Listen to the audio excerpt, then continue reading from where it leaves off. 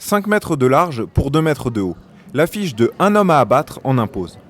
Elle fait partie des 22 œuvres gigantesques qui sont exposées à l'espace EDF Basacle.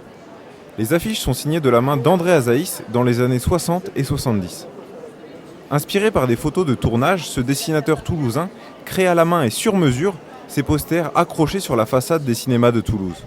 L'affiche à l'époque, c'est une manière un petit peu d'attirer le chaland, hein, sachant qu'il y a quand même beaucoup d'offres hein, au niveau de la programmation. Déjà, une offre qui va ne cesser de se développer, notamment dans les années 50, hein, après la guerre, dans les années 50, 60. C'est à cette époque qu'on trouve la plus grande densité de films montrés et donc de salles ouvertes. Un autre temps où le 7e art est au cœur de la ville rose. On a reconstitué un décor de cinéma, quasiment on est dans une rue. Donc il y a des clins d'œil, vous avez des stickers, des pavés au sol, des arbres, des réverbères.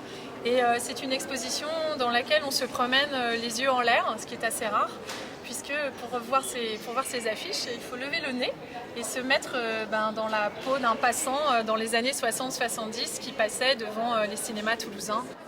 Un voyage dans le temps permis par la conservation des affiches par la Cinémathèque depuis 1977.